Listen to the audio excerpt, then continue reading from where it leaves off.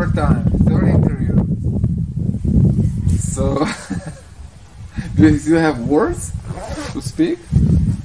Oof. I mean, words of gratitude. Yeah, okay, that's a good start. Words of gratitude for sure, deep gratitude. This visit, my intentions were to come here and heal and go home to my wife a better man. Just simple like that. I just wanted to be better for her, to make a better life for her and for me. And this visit far exceeded my expectations. Huachuma medicine was extremely grateful and extremely showed a lot of gratitude for the hard work that I put in, and rewarded me handsomely. I never could have in my wildest dreams imagined what was going to happen to me.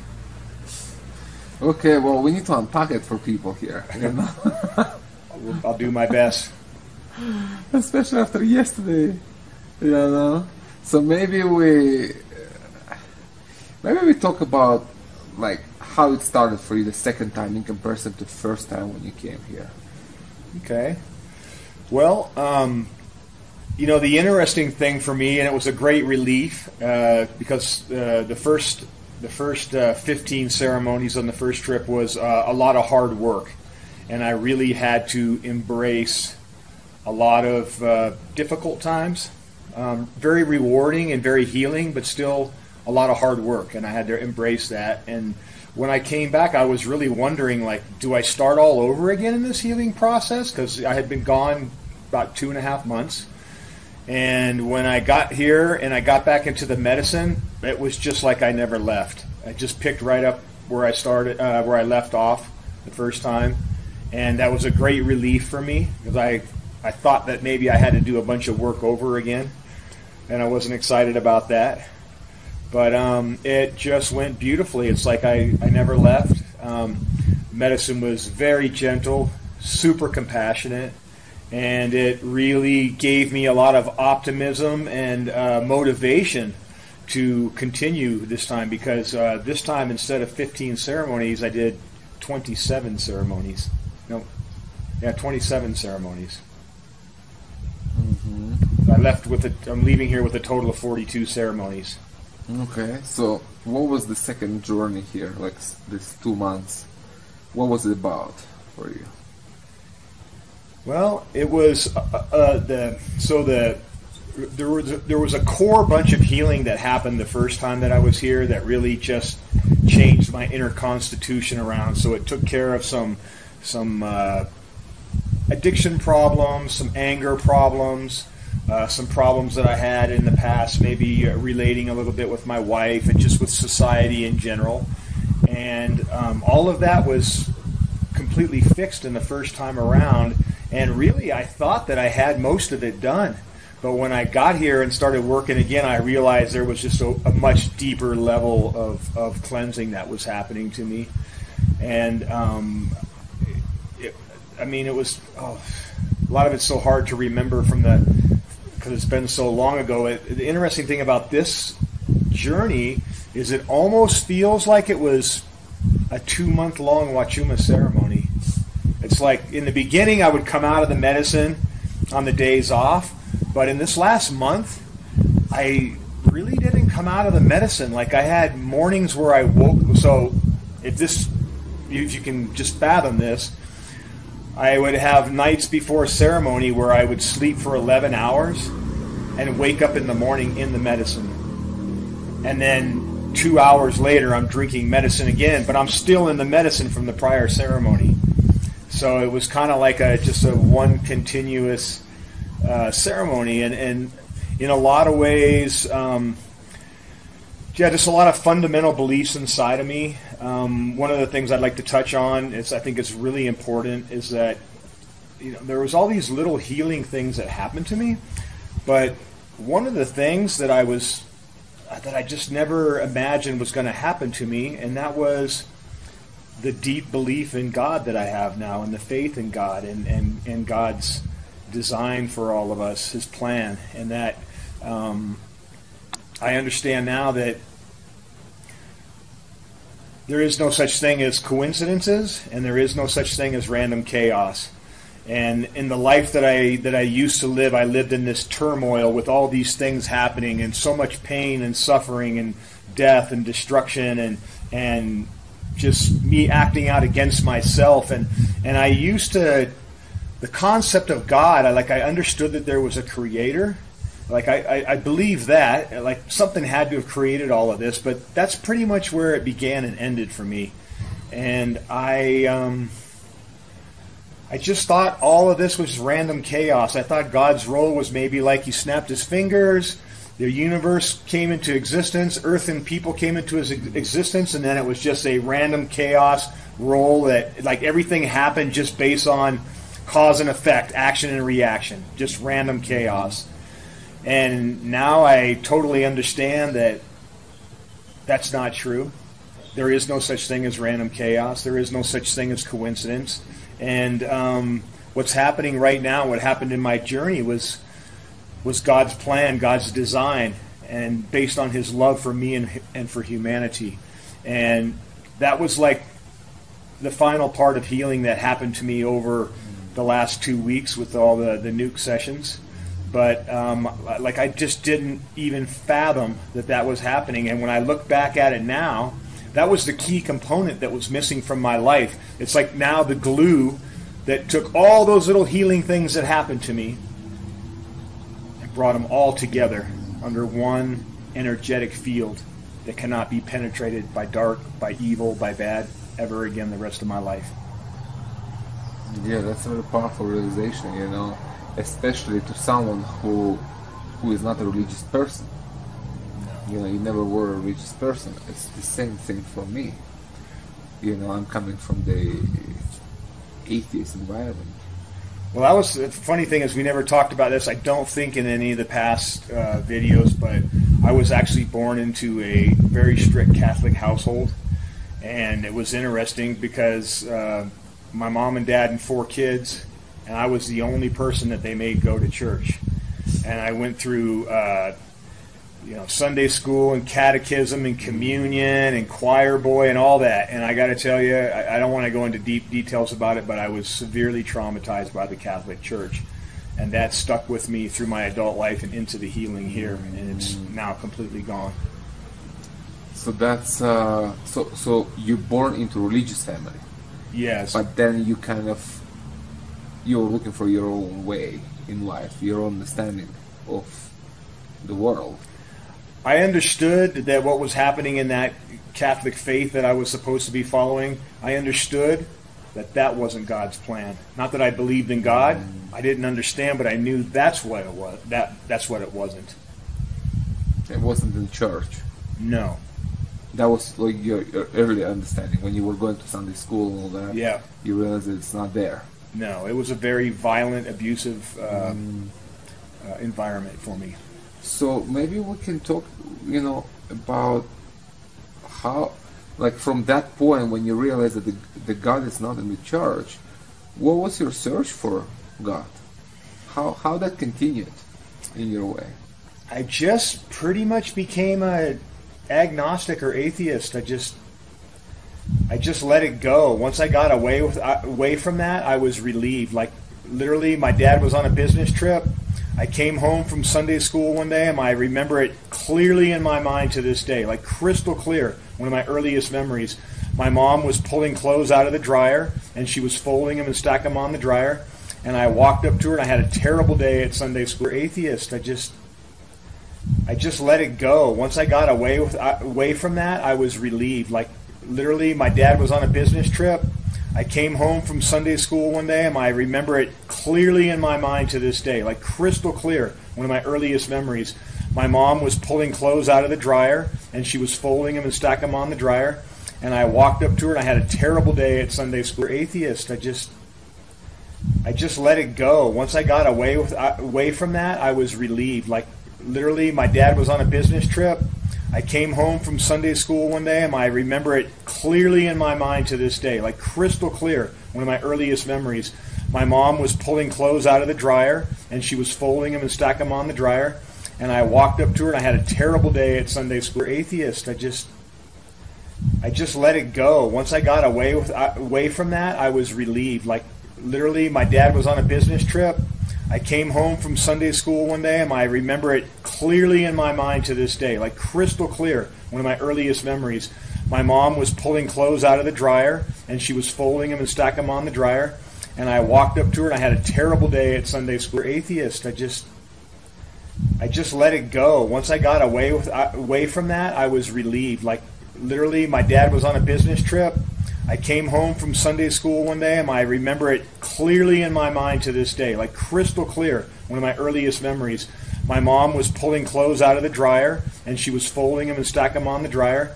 And I walked up to her, and I had a terrible day at Sunday school. For ceremony, I wouldn't have understood it, and I probably wouldn't have believed it as much as I do now. But since I've seen my path, I understand the statement, there are no coincidences.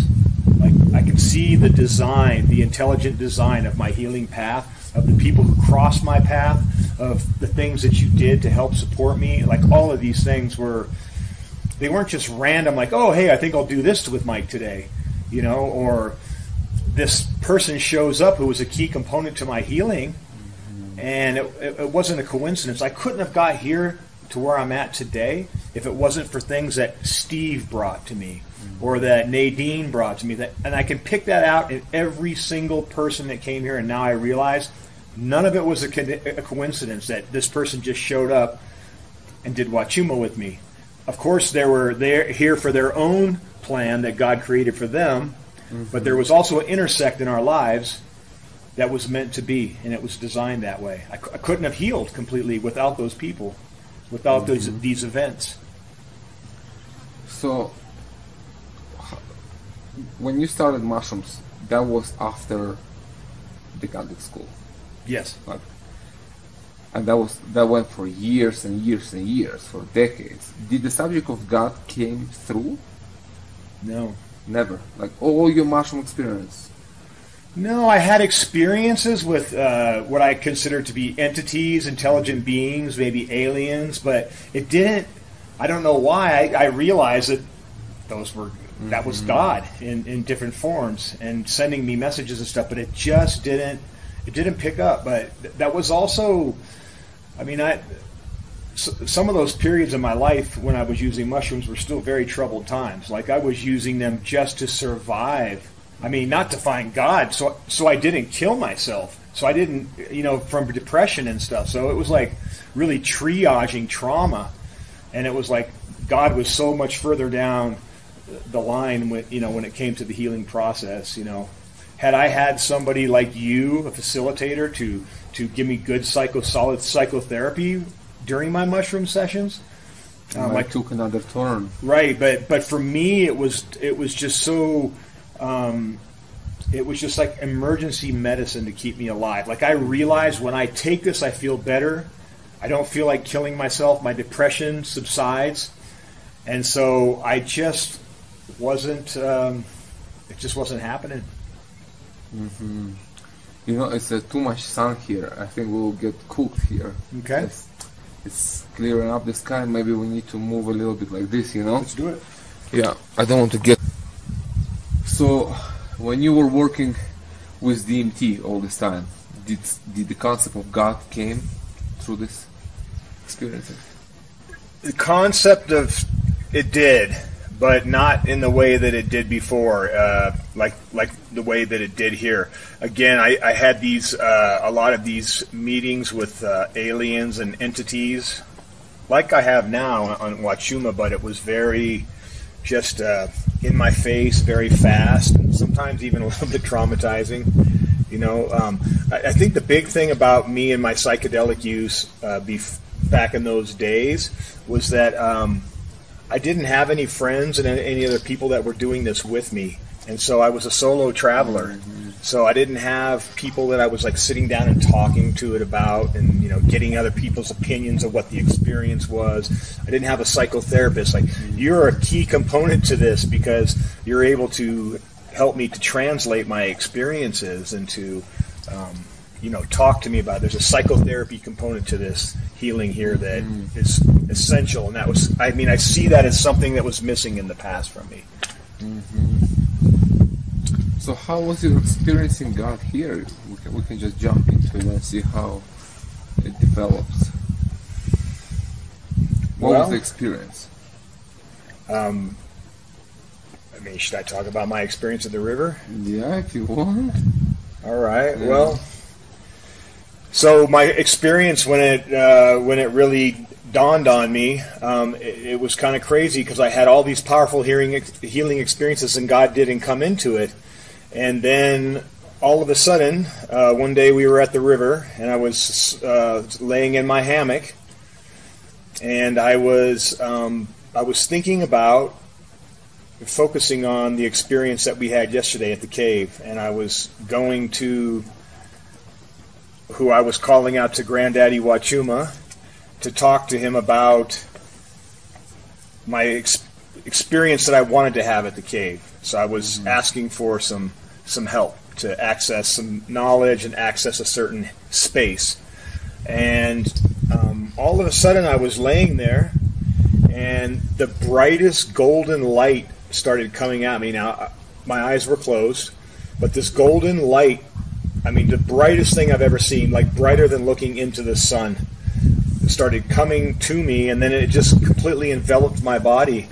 And I just felt this wonderful love, like I couldn't explain it. And I opened my eyes up to like see, because like sometimes if your eyes are closed and the sun is shining, it'll like create these artifacts that will then create a kind of a hallucination. So I opened my eyes up to see, like, is this a sun? But we were in the shade of the trees, and there was a cloud, and there was no sun. And I was like, ooh, I need to close my eyes again. So I closed my eyes again, and I was just bathing in this golden light, I mean, everywhere. And I felt it, and it was pure love. And then all of a sudden, a voice said to me, "Thank you, Michael. Thank you for everything that you've done since you've been here." And I was like, whoa. And then it just kind of just started, I just realized, like, in that moment, I can't even recall feeling that I was in Huachuma space. It's like this energy that had enveloped me just completely just washed everything out. And it was just the love of God. I mean, that's the only way I can explain it. And then I was just like in awe of what he just said. It's like, can this be real? Like, the Creator just said to me, "Thank you for what you're doing." And I just couldn't, like, that was hard for me to understand, like, because I felt like, man, this person that I've been most of my life, how could you be thanking me? And I was getting just a big data, a download of data with this light and everything. And so that was the only the only words I heard was, "Thank you very much for what you're doing." So then the next thing that the light said to me was said, "In a little bit, Sergey is going to come over and talk to you about how you're doing in the medicine. And when he comes over, I want you to look him in the eye, and I want you to tell him these words. The Creator told me that I am a very powerful Huachumero."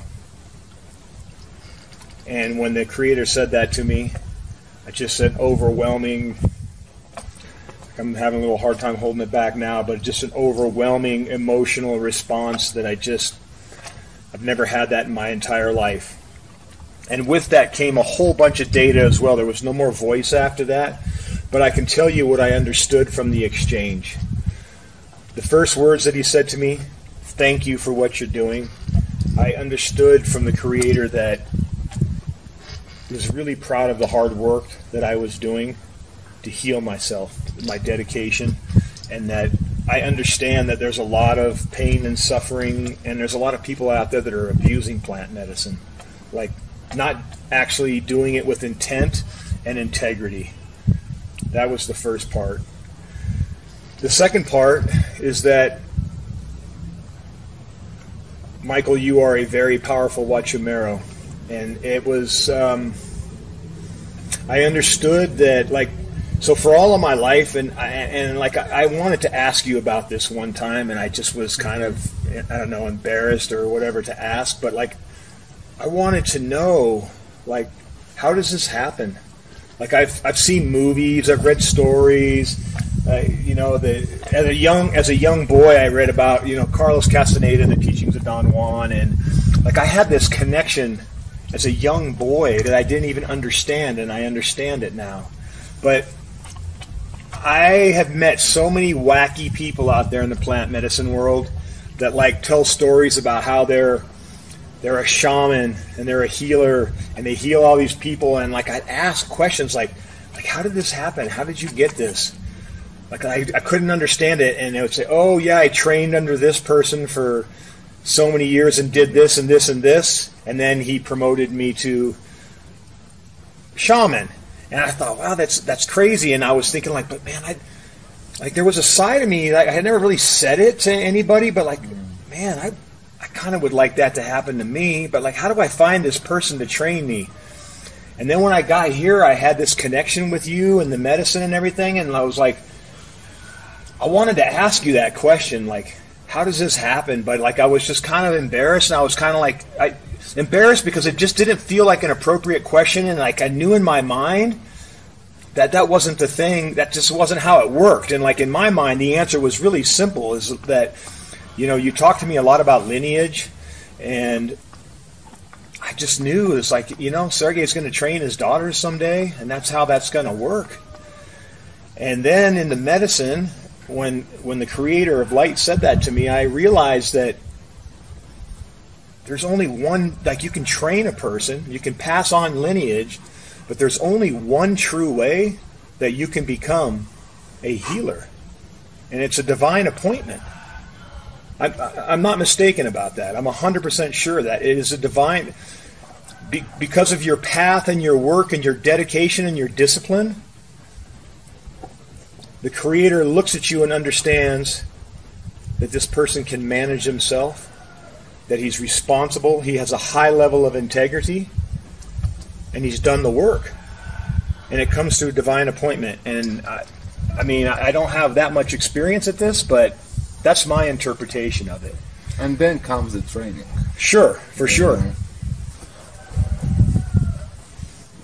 Yeah. So so hopefully that answered your question. Like that was when I really understood, like when God came to me and discussed with me these concepts, these topics, I realized, oh man, there's a lot that I haven't learned yet.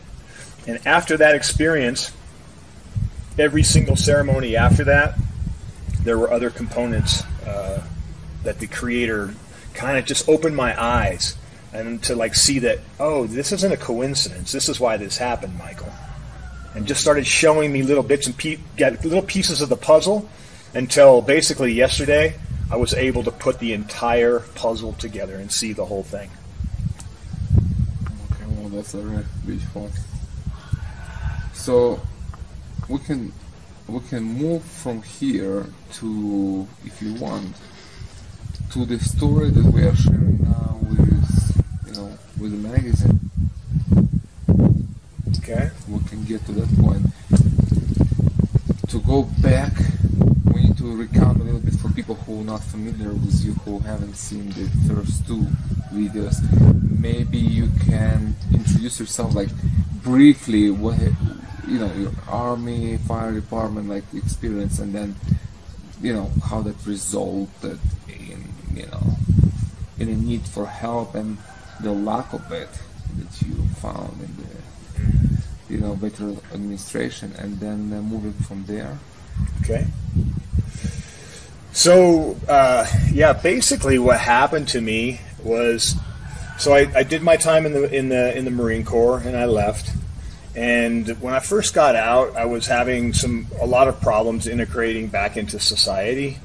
And so what I decided, and actually what I mean by that is, I had a lot of problems with my anger. I was drinking a lot. I turned to drugs, specifically cocaine and methamphetamine. And during that time, I just I couldn't handle it. And so what I did is I went to the Veterans Administration, and I walked through the door one day, and I looked at the receptionist and said, "Hello, I'm Michael Endicott." I gave her my ID card, and I said, "I am a danger to myself and to others." And that's what I said to him, because I knew that I had to say something to get them to take me as an inpatient. And so exactly what I thought was going to happen happened. She picked up the phone. She called somebody. They came down and got me, took me upstairs, put me in a pink jumpsuit. Pink what? What was that? They admitted me to the what they call the psychiatric ward. These are for people who have bad emotional problems, substance abuse problems, and people who are at risk for killing themselves. And so I spent probably 8 to 10 days there, completely detoxed from alcohol. They gave me a social worker, a psychiatrist, psychologist, a team of people to help work with me. And they gave me a couple of prescriptions. So one of the prescriptions was called bupropion. It's like an antidepressant. It's a mood stabilizer. And the other one is called Ativan, and it is a benzodiazepine. And what that does is just like I called it my chill pill. So what the doctor told me, he said, Mike, when you start to feel angry, I want you to take one of these pills, put it under your mouth, look at your watch for 1 minute, and an effect should start to happen. After your tongue, under the tongue. Right. And it just totally just numbed me down and just like made me feel like jelly. It was like, didn't want to hurt anybody, wasn't angry anymore. And so that drug wasn't a big problem. I mean, it was a problem in that I abused it for a little while until they stopped the prescription. But the drug that they gave me, bupropion, I'm sorry, I don't know the exact science behind it, but it's a receptor blocker. And so what happens is that the receptors in my brain that psilocybin bind to were blocked by this drug. So what happened? I got the drug on I think it was like on a Tuesday or Wednesday, and I took the drug 4 days in a row, and then on Saturday I took it again, and then that night I took a whole handful of mushrooms to have a nice evening on mushrooms, and nothing happened. And I've been taking mushrooms at that point well over 20 years, so I knew that the only thing that could have caused that was that medication. So I got online, did a little research, and I took the medicine and dumped it down the toilet and never took it again. Okay? So this leads me to the next event that happened. I wasn't taking my medicine that they wanted me to take. I was still drinking. I was still doing mushrooms, but I was just like off. And so I started going back to the VA, and I tried to get psychotherapy from the VA. And so at that time, every time I went to the VA, I had to have my wife come with me. I didn't feel right. I needed her for support just to go have this appointment. So every morning when I would go in there, they would hand me a clipboard, and on the clipboard was a questionnaire, and it was a questionnaire about how are you feeling today. And so there was questions, but then they also had these like pictograph things where you had picture on one end of a smiley face and on the far end of a face with a sad face, right? And it's like, draw a circle around the face that you can relate to.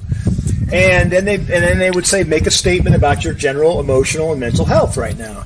And I would write right on there, and they asked the question, when's the last time you considered committing suicide? And I would write, when I woke up this morning. And they would say, do you feel like committing suicide right now? And I would write yes. And every time, my wife would be sitting next to me, and I would make her watch me fill this out. And I could see it killing her every time I did it.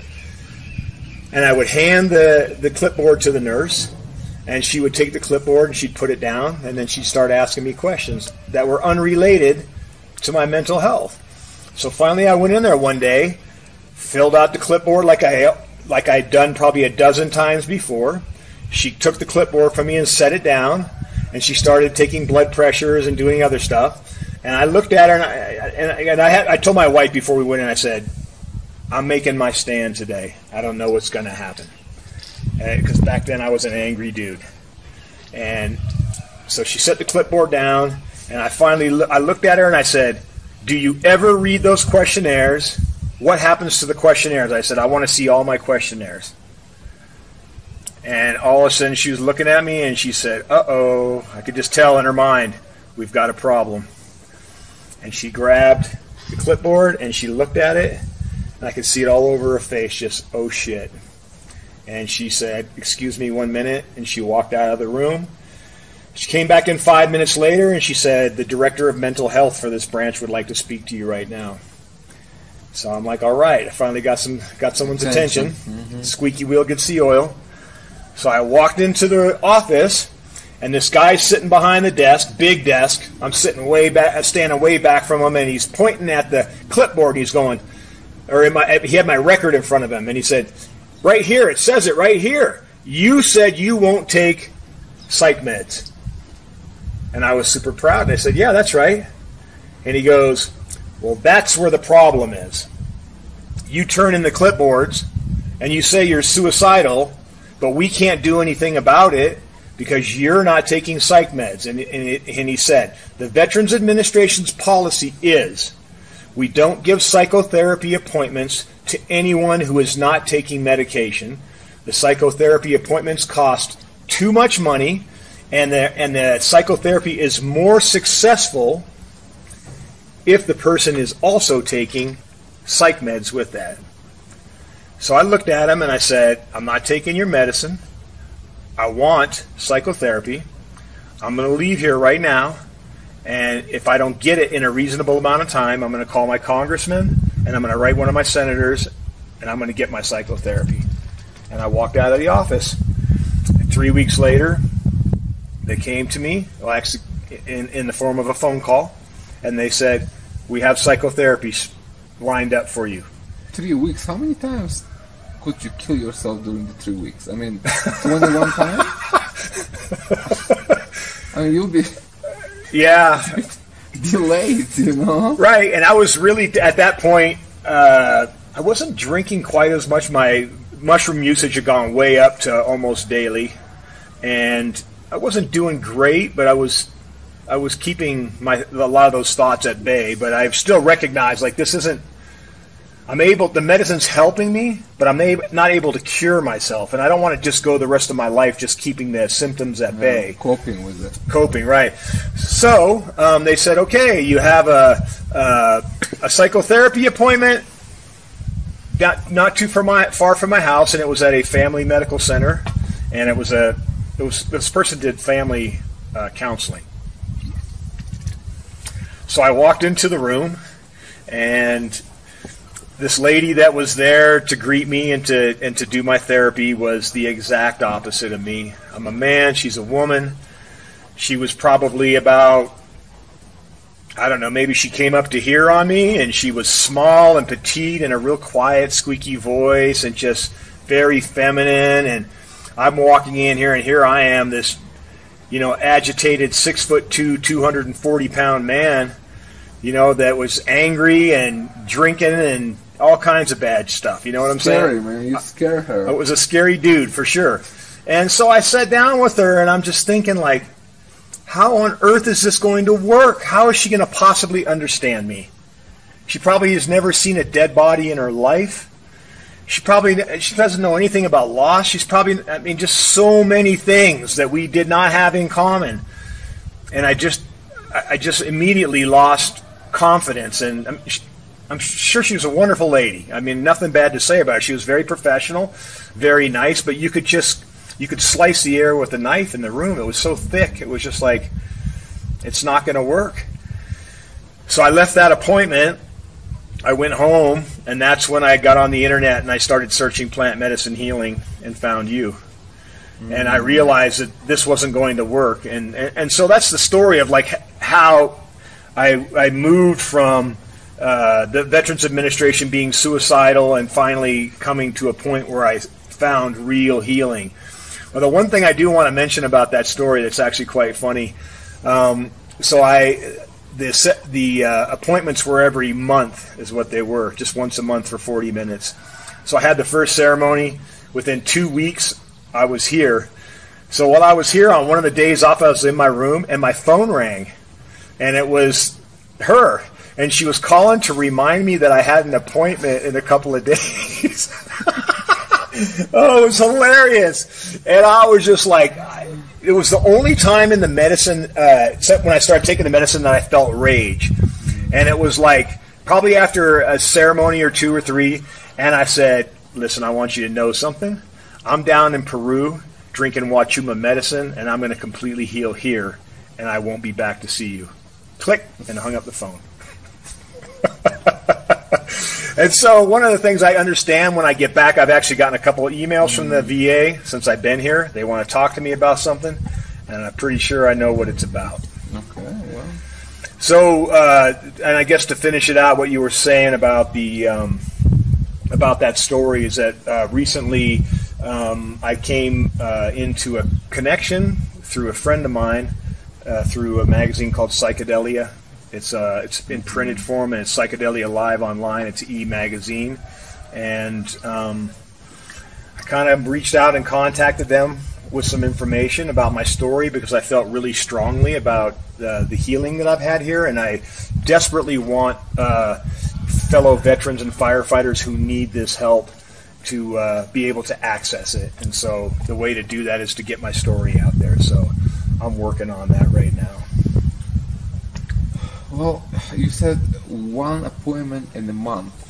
It's like 40 minutes of psychotherapy. That's what you're eligible for by the government. That's it. In a month. I mean, what do you do if after the appointment you go home and you feel suicidal? Who do you call? Well, they have a hotline, a 1-800 hotline number that you could call for sure. I had several of those. You just keep ringing them every day. Okay, today is like a Wednesday. And they dedicate someone to talk to you on the phone and talk you out of it. But that's right. We both know what that is. I mean, but I will say this: the deepest of gratitude to all the young men and women out there that work on those calls, that are there for people, because that is a dedication to help people, whether it's on the phone on a 1-800 number or not. I mean, these people are there and they're offering that service, and so it's better than having nothing. I mean, at least something. Yes. And yet, still 22 vets are killing themselves every day in America. It's all your hotlines, meds. People are taking their lives every day in a bunch. And for each one that does, I got to imagine. Firefighter, that's a different story. That's a different story altogether. Different but there's definitely a lot of first responders. So I put in that group firefighters, police officers, nurses, people who are working with emergency trauma. The incidence of suicide is really high there, probably the highest in the nation. It's so unnecessary that can be prevented easily by just spending some time here with the medicine, you know. For sure. You want to talk about my first nuke? If you want. The story of the wolves? Yeah. Oh, the wolves. Okay. If you want, yeah. So, I mean, that was about at the halfway point of my second trip here. And I feel like it needs to be discussed because this was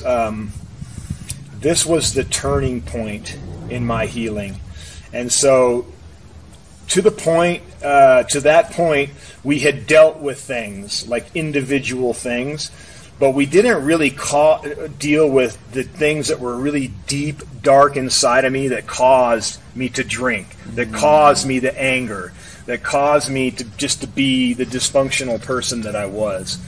And so I think that you were kind of starting to understand that there was at some point going to have to be some form of ego death, something to annihilation of that old me. And so it was a really wonderful day, one of my best healing sessions. I mean, that defined for me where I was going. Like, I understood, wow, this is way bigger than me, and I didn't really understand it until that point. So what happened to me that day, you didn't tell me I was being nuked. You just came in with this different medicine. And so me and Steve and Mayor Sue drank it. But when I drank the medicine, I probably had at least 25, 30 ceremonies under my belt. So I knew the medicine pretty good. When I tasted it, I could feel it pretty quick. I just knew what I had drank. And so that day, This was the blackest medicine I'd ever seen. I drank it, and it was just like so smoky. And to me, as a firefighter, I understand what that means. And the reason that tastes that way is because it's been absorbing the smoke and the chemicals that are in the wood that you use to cook it. And that wood was eucalyptus. And I could... So anyways, you like I said, you poured that medicine in my cup, the blackest, thickest medicine I had drank, and I put it up to my nose. I smelled it. I was like, wow, this is smoky. And then I drank it, and I could smell and taste that smoke so strong. Like I was saying, as a firefighter, I understand what that means, that the medicine was absorbing that smoke, and smoke is a byproduct of incomplete combustion. That means that chemicals from that wood are in that medicine. And when I got it down, the first thing that came to me was not Huachuma, it was eucalyptus. And I realized that I had that in my system, and it worried me a little bit. Because I didn't know anything about drinking eucalyptus, and so I was a little like concerned. But all right, no problem. We left the opening ceremony, and I was not even 10 minutes. We were out on the street, and I was already feeling the medicine in 10 minutes. And we got out to the field, and I realized something was up, because you came and checked on me in like an hour. And normally you don't come see me until like 1:30. It's like 3 hours after I drank the medicine. You want to wait until I'm deep in the medicine. But 1 hour later, you came to me and you said, how's it treating you? And I said to you specifically, I said, Sergey, you gave me some really dark medicine today. And you looked me in the eye and you said, my medicine's not dark, that's you. And when you said that to me, I was like, uh-oh. I knew what was going to happen. I closed my eyes, and I saw vampires and monsters. I saw, like, really provocative, sexy ladies in lingerie, but they had, like, fangs and blood dripping down their mouth, and they were like, argh, and I was like, what is going on? It was scaring me to death, and that stunk in my mind. It was like, Sergey said, that's me. And then I realized, oh shit, this is going to die. And so I got up, I grabbed all my stuff, and I moved out to the middle of the field, and I was like, I wasn't in a panic, but like I was definitely concerned about what was about to happen. And so the wet medicine, I was standing up, I didn't want to lay down. Like I'm like, no, I don't want to lay down, I don't want to lay down. And then I had to lay down because the medicine was so overwhelming. And I laid down, and I was like, oh my God, what's happening to me? And then a voice inside my head was like, Michael, breathe through it. It's just the medicine healing you. That's all it is. And I went with that. I was able to catch myself in the moment, and I went with that. Because for a split second, I saw the possibility to go a different direction was there. And I was standing there. It's like there was two doors, and I had to pick which door to walk through. And I walked through the door of acceptance and surrender. And I just surrendered and assumed the Jesus Christ pose on the ground and just breathed through it. And in about 5 minutes of just the most intense rush of medicine that I've ever experienced, I just felt myself completely dissolve. And the next thing you know, I was floating above my body, looking down at myself dead on the ground. And I was like, oh, you're dead. And I'm floating, and I'm looking at this, and I was like, wow. It was just so powerful. And then the next thing you know, these pack of wolves came from nowhere, and they started to completely eat my body, pull pieces off, like I watched my whole body get torn down to the bones, and then the bones carried off by the wolves to the different corners of the universe, gone. I was floating above where my body was, and there was no trace of me. Gone completely. While you were floating. While I was floating. Like observing the whole thing. Observing the ground, and I was gone. I watched and while the wolves were tearing me completely to pieces. I could feel it. I could feel my body getting pulled and jerked, and I was like, whoa. It didn't hurt, but I could just feel the physical sensation of getting pulled. And so after that happened, I just kind of dissolved out of that vision and went back into kind of some semblance of a normal Huachuma ceremony. But I'll tell you what happened to me that was really interesting is that wolves became a daily symbol in my healing. Every ceremony, wolves would show up and just be walking around, and once in a while they'd walk up to me and like just grab a piece of me off and take off. Till one day, probably about 2 ceremonies after that death experience happened, I was laying there, I closed my eyes, and when I closed my eyes, there's a wolf laying next to me, just looking at me, just like he was my friend, just panting and looking at me, and every once in a while he'd grab a piece of me somewhere by my neck and my face, and I was like, whoa, and he'd kind of grab it and then he'd go like that and flip it and get rid of it.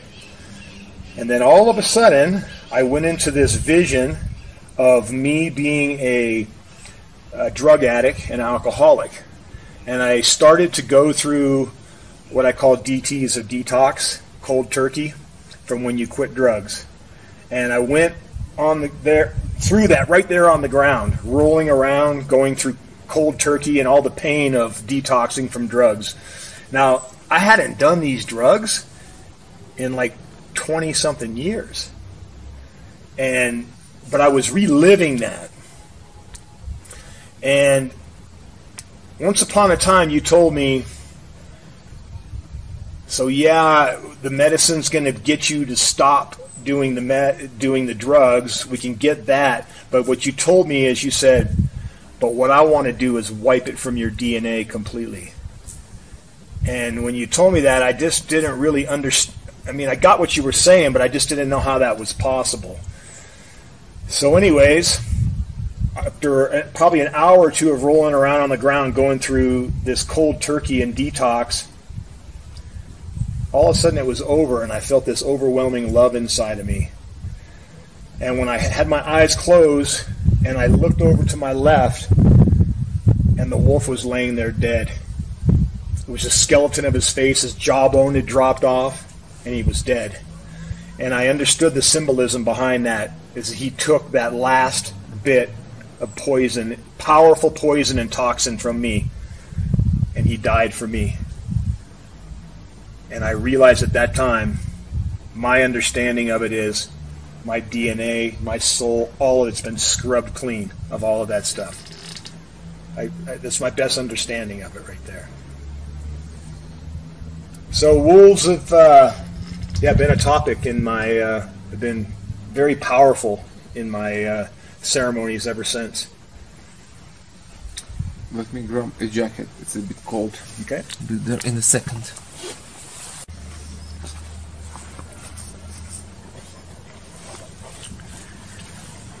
Well, that's a powerful experience. Unforgettable for sure. So how the medicine changed after that? After this ceremony, how the process went? So after that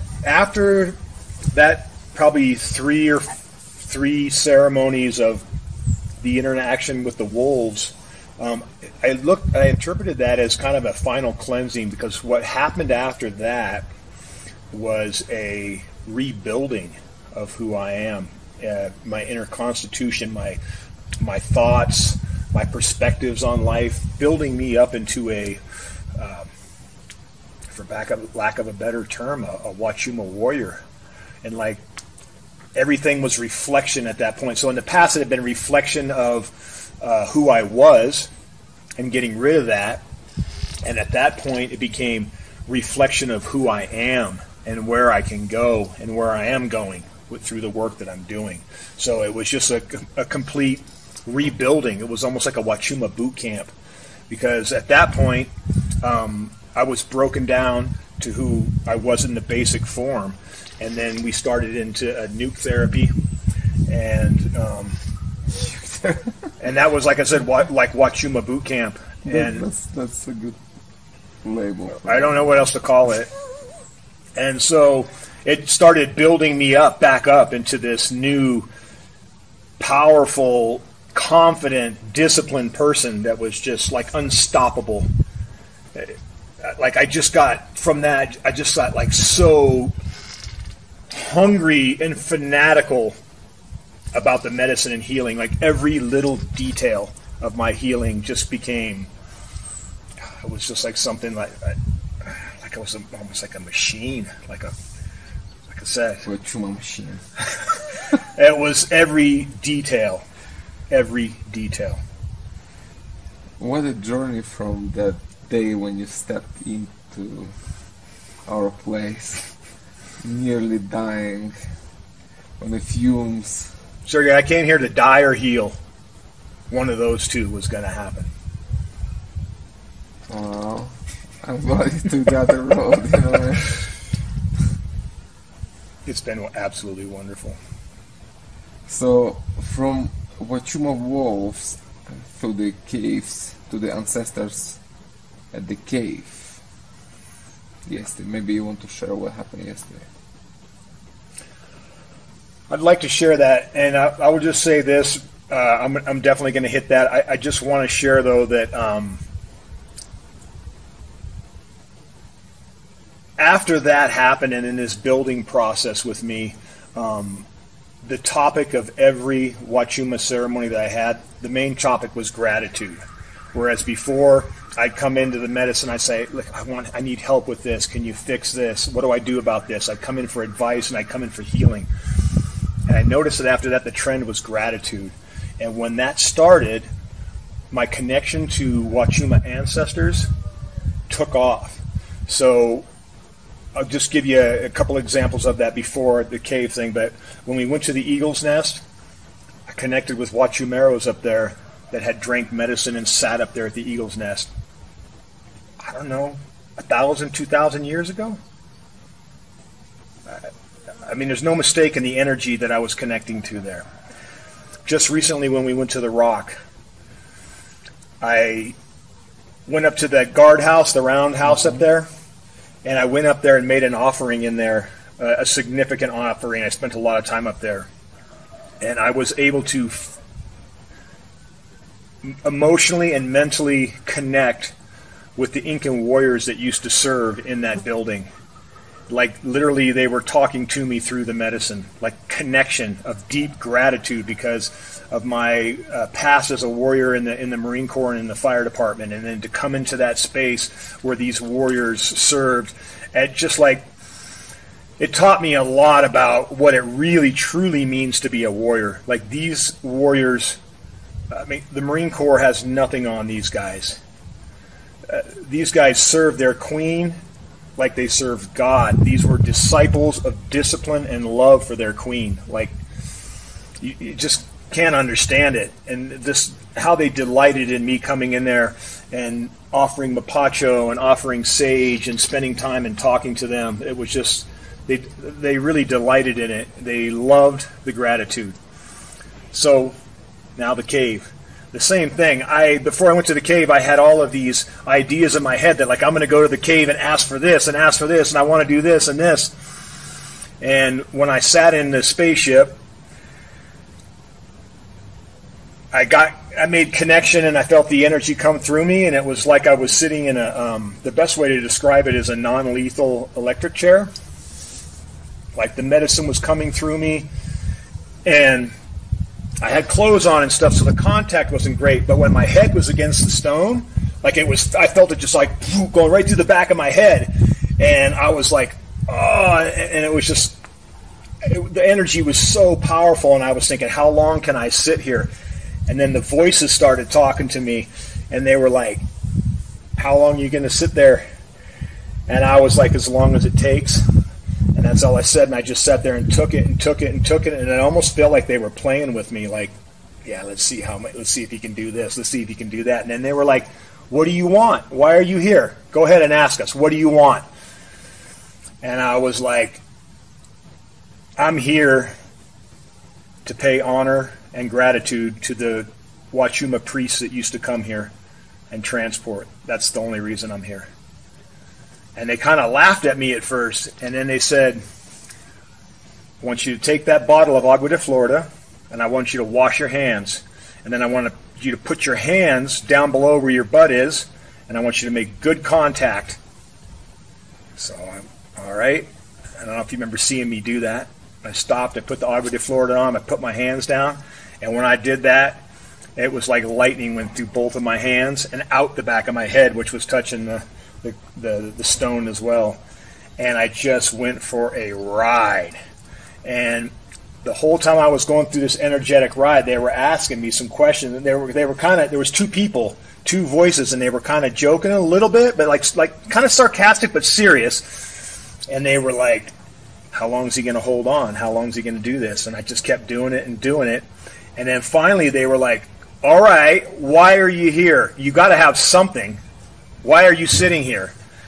And I just said, I'm here for gratitude. And then they said to me, all right, how are you doing physically? Any concerns inside of you? And I understood they were asking me like, hey, tell me, do you have any ailments, any problems? And I said, well, my lungs, I used to be a smoker. I'm worried about my liver and my kidneys. And as soon as I said that, boom, the energy just took off again and just started jolting me and jolting me and jolting me. And then he said again, okay, now what do you want? And I said, okay, what I want is I want to be able to heal people. And I said, I want to know if I'm doing this right. I said, I just came into all of this, and I want to make sure that what I am doing is impeccable and right by you guys. I said, I want to honor my ancestors by getting it right. And all of a sudden, the voice said to me, you're doing it exactly the way we used to do it. And at that moment, I just started to cry. And I just said, thank you, thank you, thank you. And I realized that my ability to heal people is coming to me. It's here, but it's coming to me on my path. And that's what it was. And after that last jolt, the voice said to me, now I want you to get up and go up to the big portal and grab your cup, and I want you to sit inside the portal. So I want you to clean your hands and touch the wall inside the portal. So I got up there, I got my cup, and then I realized the agua de Florida was down below, and so I'm like, boom, mapacho. Got the mapacho out, cleaned up both of my hands off with that. They were totally satisfied with that. They were like, all right. And I put my hands on the wall and had my cup there with me, and this energy came through me real fine. Like it was powerful, but it was like a real soft vibration that was going through my hands and through my whole body. And probably about 5 minutes of that, the voice said, okay, you can get out of there now. I didn't say what they were doing, nothing like that. I didn't have any visions. Like I had visions of like energy, electricity and stuff. But he said, okay, you can get out now. That was it. Yeah, usually, I don't like people sit there. It's not for sitting, it's just for connection. Visual connection through hands. But I didn't want to bother you. I felt like it was important for you. So no, they told me to go there. I said, okay. But he enjoyed his little electric chair, it's all for good of all. So I wouldn't have gone there if they hadn't have told me to. Like the one looks like a seat. The other one looks more like a portal where you transport things, like an altar. But yeah, the voice told me, go sit in the other one now. I don't know why.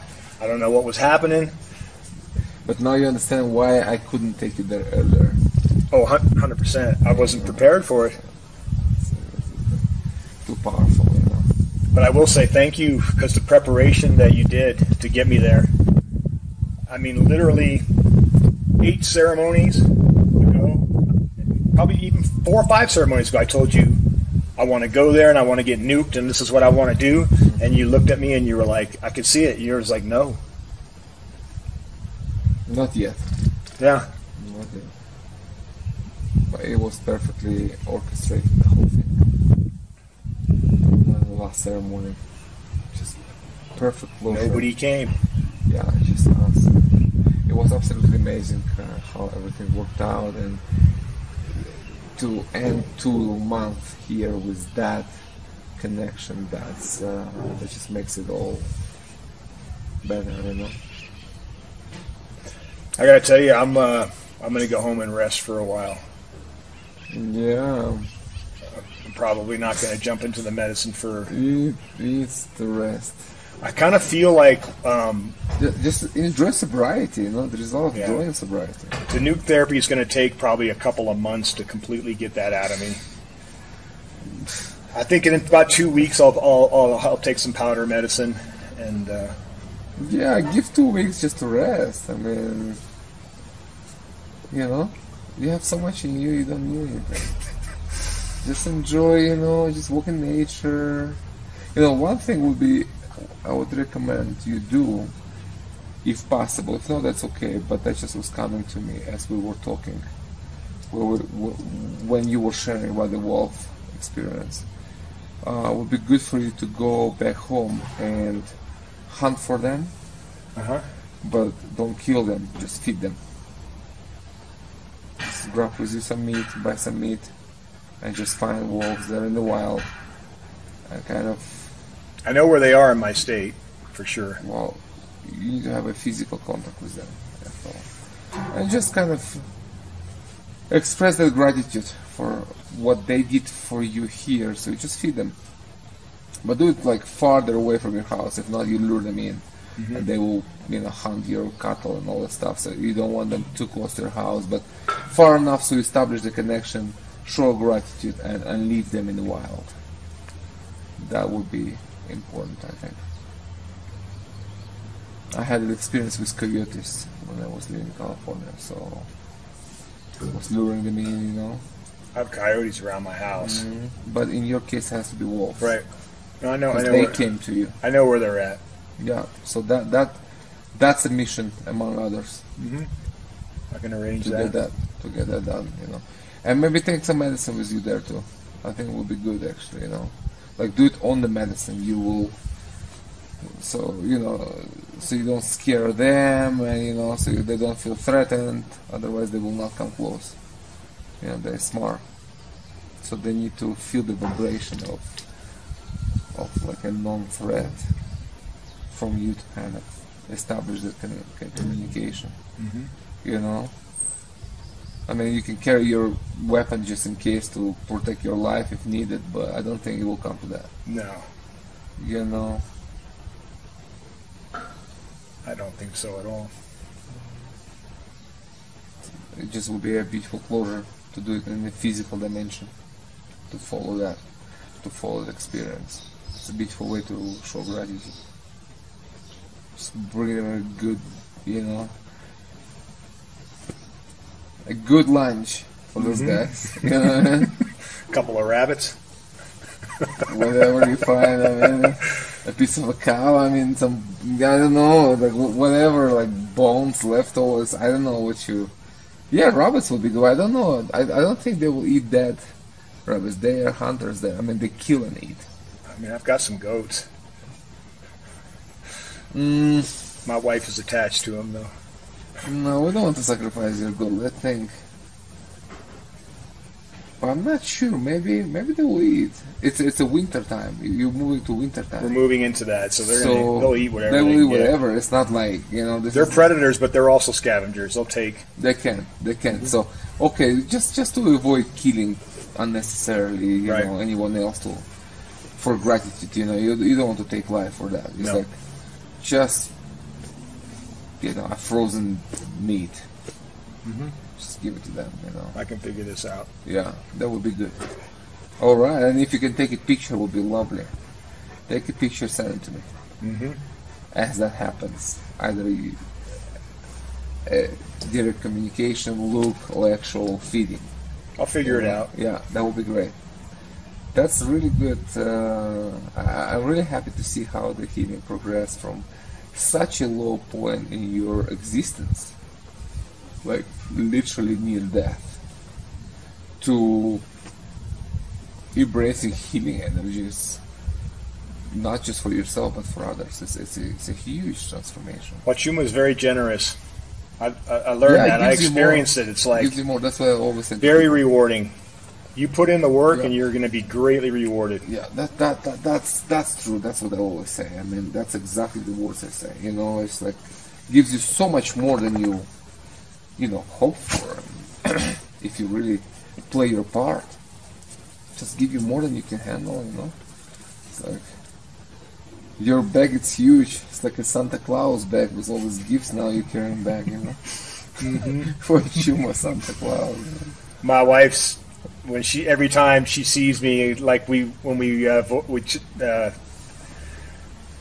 talked face to face the time last night, and she just she sees it and feels it. Of course, she sees it and feels it. She's so excited. She remembered those meetings in VA. Mm-hmm. I'm suicidal, you know. She remember that feeling, you know. Wake up in the morning with that. And she's looking forward to coming back. I will say this: when I was in the spaceship in that seat yesterday, just taking it with the energy, and the voice said to me, "I want Brooke and Liz here right away," like in a very authoritarian voice. Said both of them by name, and I said, "Okay." We are here. The only thing, we are moving towards rainy season, so we don't visit those places between December and. Actually, no. To the cave we can go, you know. But still better kind of around. I think they'll be here in about April. Yeah, April's fine. April we do whatever. I'm going to be back sooner than I originally thought. I thought it was going to be a year. I'll be back before then. It'll be in 2023, but I will definitely be back. I mean, the world is a crazy place, and it's good to kind of maintain that more often, so you have all this energy flowing through you and helping people there, you know. I'm learning more now than before was a healing. Now it's all learning now. It's all. I mean, there's still healing happening inside of me. Yes, for sure. But there's a learning component to it now, and that I need. It's like I feel the energy. The creator's like, we got to get you all these tools. We got to get you prepared. Yeah. It's like that's what always I say that it's like healing. It's where it begins, but it's not where it ends. Mm-hmm. You know, for some people it's that people on different paths. Not everybody become a healer. It's like some people come for their own needs and they go and they never come back. They're happy. They live their life. They fix their things. You know, others find inspiration and a strong sense of belonging to the ancient shamanic culture. So it's a different path for different people. And it's all good. You come 5 times a year, it's okay. You come once in 5 years, it's okay. You come once in a lifetime, it's okay. Whatever is your calling, not everyone is fit for more, But healing is for everyone, yes. That's for everyone. This definitely is my life now. I mean, I recognize that it's a huge part of my life. It's not just going to be that. I have a life with my wife as well, but it's a big part of my life, and I think that the biggest weapon against suffering that I have, the biggest tool that I have in my toolbox is my story. And for me to be able to go out and witness to people what happened to me and be able to heal people through that by bringing them down to Huachuma Wasi, that's something that's going to happen, and it's going to happen real quick. Well, for some people the question is how you integrate this experience into your life. But I would suggest to reverse that and ask yourself how you integrate your life into this experience. Right. That's how it becomes your path. Yeah, that makes sense. That's what's going to happen. Yeah. Okay. Well, I've always followed your instructions to the letter, Sergey. Yeah, well, that's why you where you are. Right. You just trust the guidance, trust the medicine, do the work, and see the results. That's it. I can't believe when I look at myself in the mirror. It feels good. Do you have a picture of you coming here first time? I've got a few. You have that. Mm-hmm. Good. Have another picture and kind of put them together. and just have them like in your house. Before I came here, I used to look in the mirror and I would just go, "Fuck you." That's what I used to say to myself every day. Well, not very kind, man. No, that's how I felt, you know, and that's why I wanted to kill myself. And I look at myself now and I just smile. My heart starts to beat really fast, and I'm just like, I can't believe this. So it's a journey from self-hate to self-love. For sure. That's what it is, and that's amazing. Self-destruction to self-forgiveness. Yeah. It's a very powerful journey. I'm glad we bring it. You know, we talk again each time you come. We talk. I mean, I think we talk extra time about the mushroom and Maria Sabina in Mexico. That was the extra one. So that's our third talk, and apparently, you know, people like it very much. It gets the most views. So people like the story of Marine firefighter, you know, coming to the medicine, healing himself, and really, you know, transforming his life into a different. Well, the wonderful thing is that this story is a little bit different, and the next story is going to be different because that life's gone now. I mean, it's a story. It's the past. It's the past, yeah. And it's going to be wonderful to talk about next time I come back, to talk about what's happening right now. Yeah, well, will be another level in the spiral up. You know, it's like you're going to unpack all this for a while, then you come for more nukes, more wolves, more gods, more nukes, nuke therapy, more nuke therapy. You know, so it's going to be very interesting to see, of course, and then like years later to see the videos back, and that's how you know the progress. It's like you look back, how you were, how you talked, how you felt, and then you see the progress. You see how you have grown.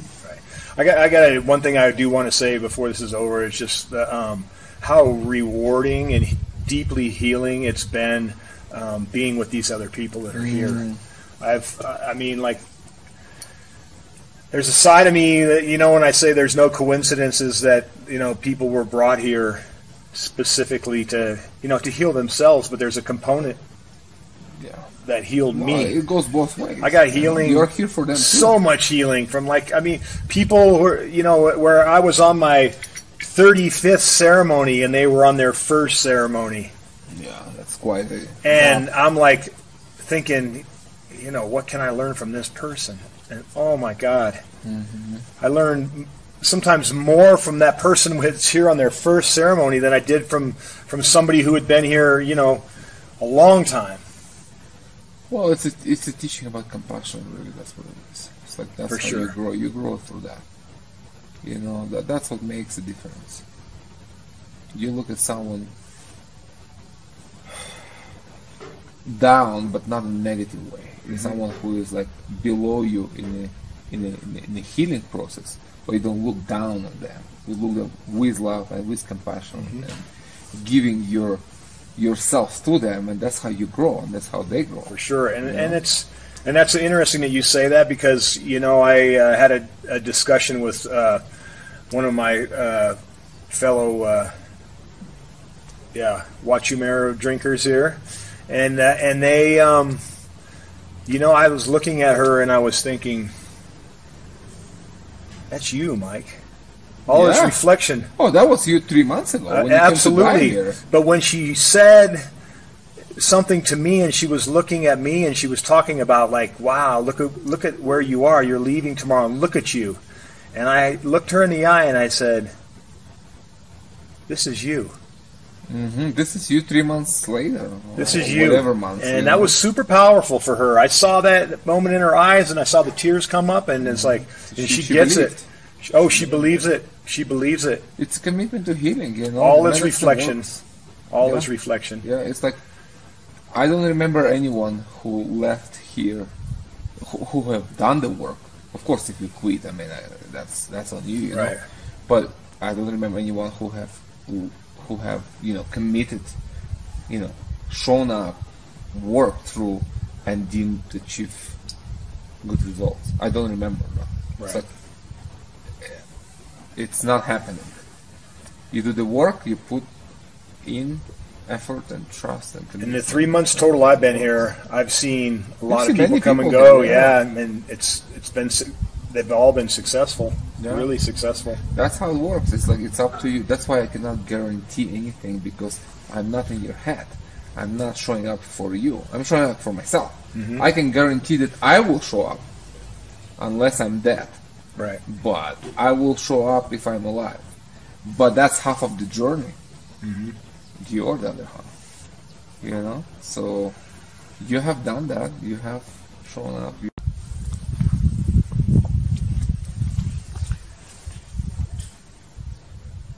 So you have done the journey.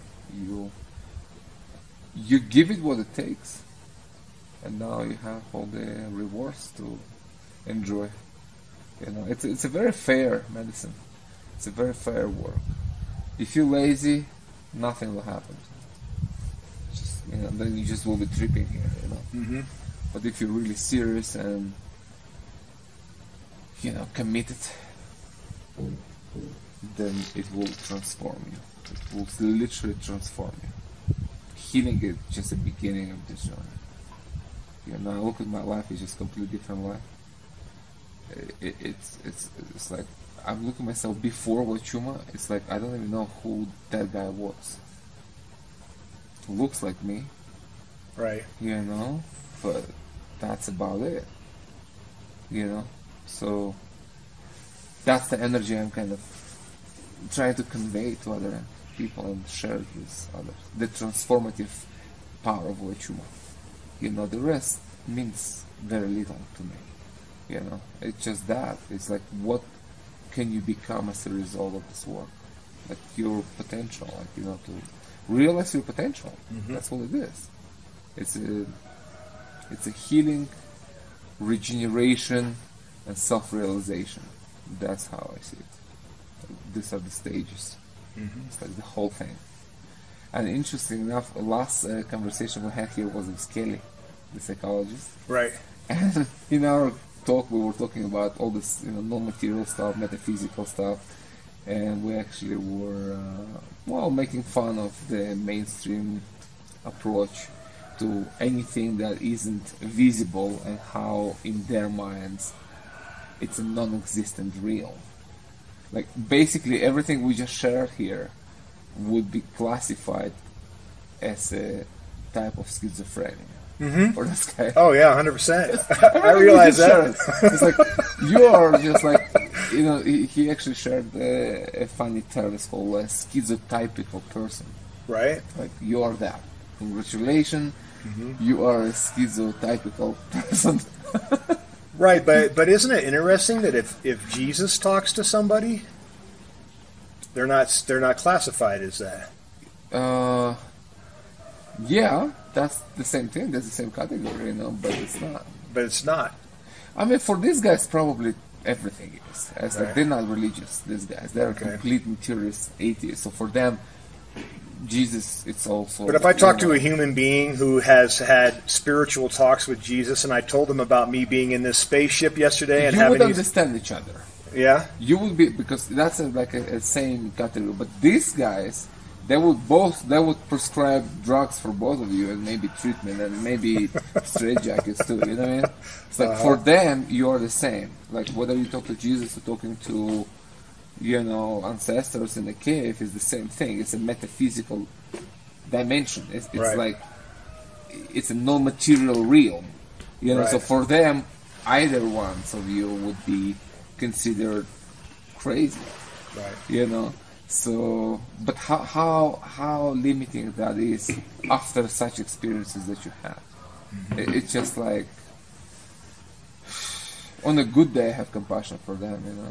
When I have some of these experiences, it's so powerful. Like I'm in the medicine, but it almost drowns out the medicine. Like in that moment, when that energy is going through me, when that voice is happening, I'm not necessarily thinking, "Wow, I'm really deep into medicine." It's like it's not. I don't know that it's like facilitated by the medicine, but not medicine induced. If that makes sense, what I'm saying. Well, it's a portal. The medicine opens the portal, Right. You know, but you know, none of that is legitimate for people who are materialist atheists who only believe in what they see.